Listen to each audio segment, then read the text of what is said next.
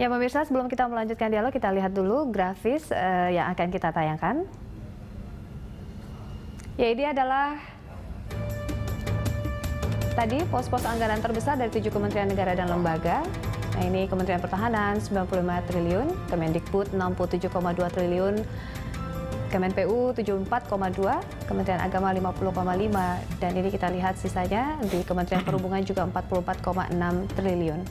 Kemudian kita akan lihat juga nama-nama dari usulan menteri hasil polling.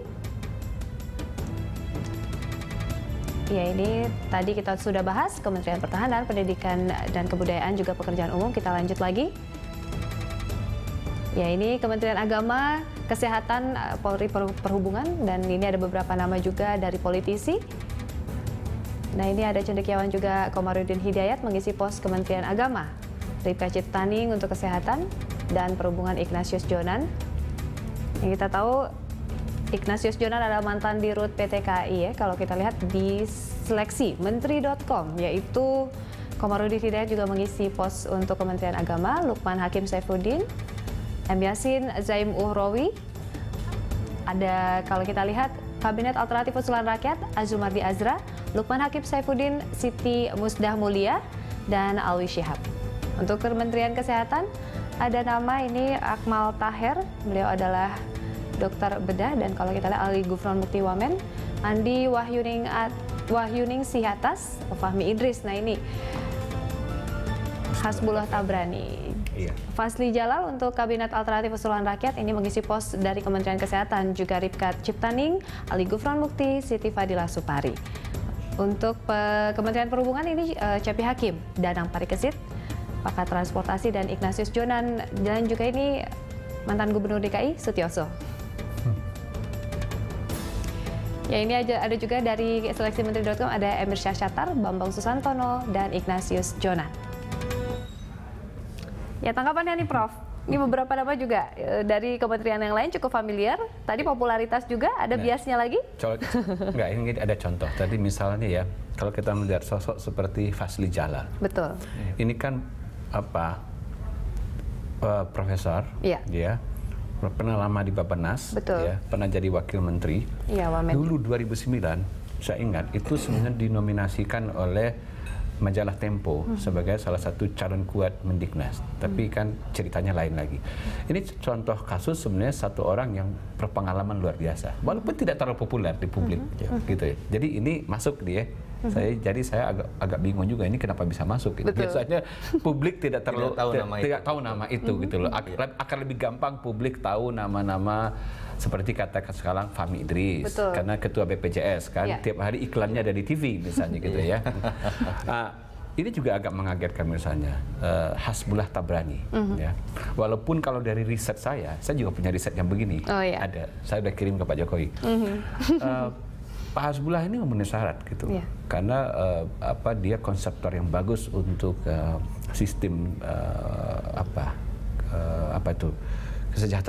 kesejahteraan sosial berkaitan dengan sistem jaminan kesehatan gitu ya. Itu track recordnya panjang di situ, dan dia profesor di FKM gitu loh. Tapi kan juga lagi-lagi tidak banyak publik yang tahu begitu ya. Jadi kalau menurut saya ya bagusnya memang ya Pak Jokowi nanti membentuk tim itu betul.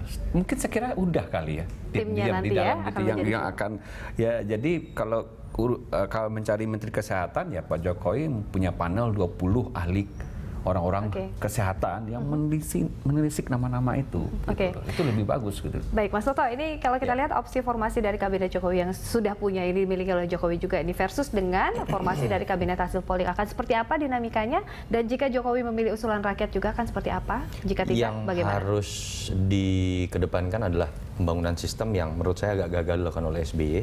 Berapapun jumlah kementerian, tetapi selama bisa ditransparansikan dengan argumentasi yang cukup jelas, kita akan tentukan objektif terlebih dahulu.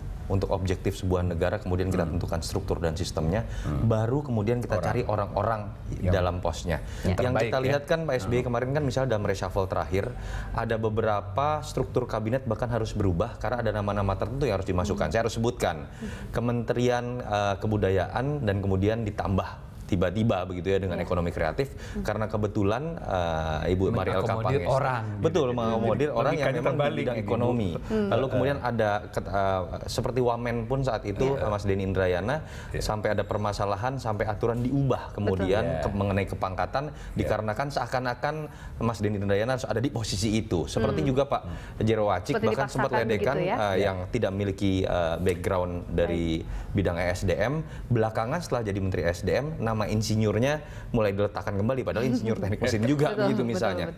Ini saya pikir sudah tepat, artinya strukturnya terlebih dahulu kemudian baru berbicara orang-orang. Kalau kita berbicara polling memang fokus kepada orang-orang. Ini yang menurut saya polling nggak mungkin bicara struktur. Betul, tidak mungkin berbicara struktur. Selama itu bisa dibuat dengan skema apa yang logis seperti itu, tata urut seperti itu, ya menurut saya pada akhirnya kalau strukturnya sudah baik, nama-nama itu ketika masuk ya anggap saja lagi-lagi sebagai masukan melihat apakah betul ini bisa dianggap yang terbaik dibandingkan dengan nama-nama yang diberikan oleh tim saya. Kira-kira seperti itu saja. Jika nama tidak dipilih oleh Jokowi, akankah kedewasaan masyarakat ini mungkin ditantang begitu ya di era kebebasan berdemokrasi, Prof? Bagaimana, Prof? Itu saya bilang tadi kan ya. Memang hari ini kita menguji gitu ya. Publik juga ingin menguji apakah misalnya keinginan Jokowi untuk meminta masukan masyarakat ini tidak sekedar basa-basi. Oke, itu pertama kan ya. Dan publik sudah mencoba sebisa dia memberikan usulan. Itu kita harus apresiasi juga gitu. Tapi publik juga harus legowo bahwa nanti usulan itu kan sudah masuk ribuan nama. Kalau nama ya, kalau kita bicara nama, ini nggak mungkin semua terakomodir kan. Paling top juga 34 kan. Nah, jadi tapi ini sudah track record on the right track misalnya bahwa ini dibentuk dulu strukturnya, ya kan? Opsi-opsinya sudah, nanti baru orang paling belakangan dan stok orang sudah banyak sekarang. Tinggal Pak Jokowi membentuk tim, mencari yang paling tepat untuk kita lihat nanti dinamikanya akan bergulir seperti apa, Mas Toto, Prof Hamdi. Mungkin harapan cemas sedikit ya bagi masyarakat bagaimana merilis nanti hasil Jokowi akhir kan ya. Minta Prabowo legowo. Nah, kalau misalnya jagoan tidak masuk menteri legowo. Legowo juga betul. Baik, terima kasih telah hadir di dialog kita siang ini.